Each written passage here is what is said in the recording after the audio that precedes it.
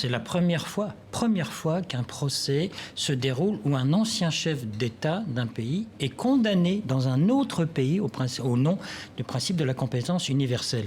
Première, et en plus qui se passe en Afrique. Ça fait 2 bonnes nouvelles, c'est déjà pas mal. Les chambres extraordinaires africaines, c'est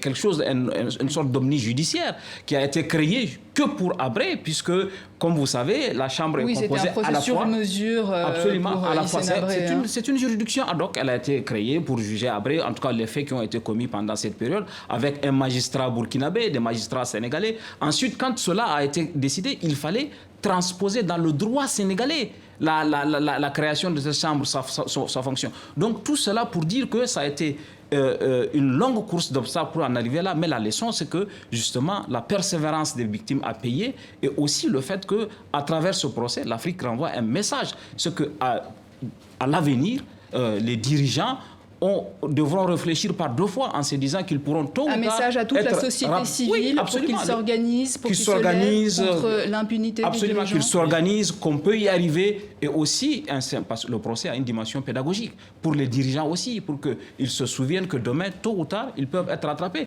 Petit bémol numéro 1, on a parlé d'Hissène Habré, on n'a pas parlé du système Habré, qui était quand même en place. Il y a des responsables qui ont été jugés au Tchad, et d'autres qui sont toujours en liberté. C'est comme toujours la tentation, c'est que l'histoire est très complexe, et donc on va tenter de résumer l'histoire en disant Habré était coupable, et puis tout le reste, disons que. Et deuxièmement, on n'a pas parlé de ce qui se passe à l'époque d'Hissène Habré autour du Tchad, ce qui est quand même très intéressant pour l'opinion publique française, par exemple, même si l'opinion publique française n'est pas forcément fascinée par ça, mais la France était impliquée, Mitterrand et Chirac ont été impliqués dans les affaires tchadiennes, ils ont soutenu ce régime à un moment ou à un autre, il y a sûrement des raisons géostratégiques, etc., mais on aimerait bien qu'au nom de la justice aussi, on puisse ouvrir ces dossiers qui impliquent la souveraineté française en Afrique. Donc la France savait, mais elle n'a rien dit.